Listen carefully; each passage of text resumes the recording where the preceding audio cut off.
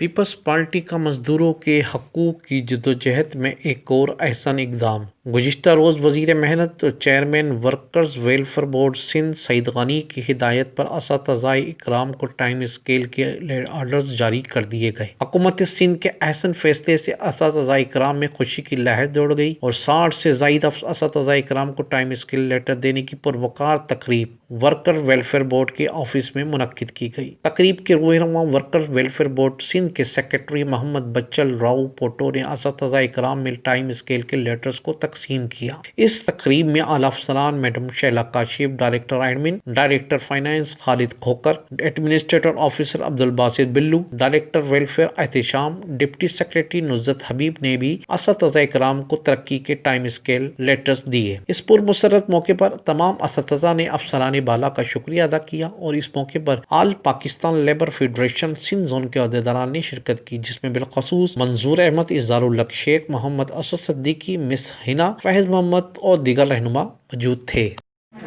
और मज़ीद कितने अफराद रह गए जो जिनको भी लेटर रहते हैं? अभी मज़ीद अभी तादाद तो मालूम नहीं है, पहले भी हम पहले फेज़ में भी दे चुके हैं। अब जो रहते थे उनको अभी आज दिए हैं। इसके अलावा जितने भी रहते हैं जिनका हक बनता है उनको ज़रूर दिया जाएगा।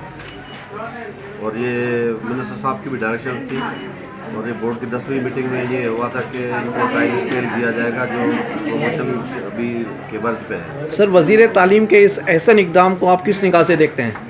अच्छा कदम है और वज़ीर साहब हमेशा जो है वो टीचर्स के लिए फ़रोग़, उनके लिए प्रमोशंस भी करवाने के टाइम स्केल के बारे में हमेशा कॉन्शियस रहते हैं और हमें भी उनकी हिदायत है कि आप ये काम करें। शुक्रिया। कितने लोगों को ऑर्डर दिया है और ये कितने साल के बाद आपने इनको दिए हैं? 36 लोगों। अभी 36 लोगों को हमने आज जो है वो दिया है। कौन से ग्रेड में? और ये मुख्तलिफ ग्रेड से, कुछ जो है वो 11 से 14 हुए हैं, कुछ 14 से 16 में हुए हैं, 16 से 17 भी हुआ है। जो टाइम स्केल है बेसिकली कितने साल के बाद?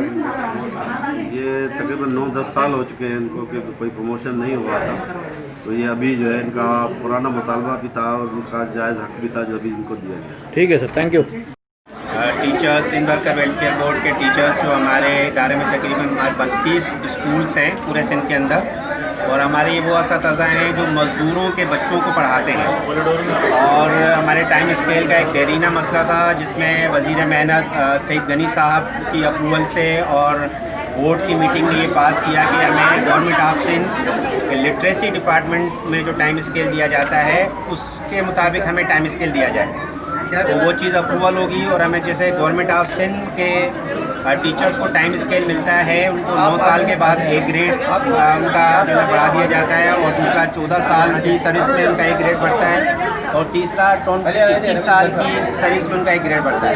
तो वही फार्मूला करके अपना सेक्रेटरी साहब मोहम्मद बच्चल राव पोटो साहब और डायरेक्टर एडमिन मोहतरमा शैला काशिफ साहिबा, हमारे एहतिशाम साहब और हमारे एजुकेशन के अफसरान खालिद खोकर साहब, डायरेक्टर फाइनेंस बासित साहब, इन तमाम अफसरान ने हमारे टीचर्स के काम को तरजीह दी और हमारा जो जायज़ मुतालबा था उस पर अमल करके हमें ये आज ऑर्डर जारी करें। हम इनके तमाम लोगों के शुक्रगुजार हैं, ख़ासतौर पे मिनिस्टर लेबर, सेक्रेटरी साहब और तमाम आला अफसरान के हम शुक्रगुजार हैं कि उन्होंने ये असातिज़ा का देरीना मसला एक हल कर दिया।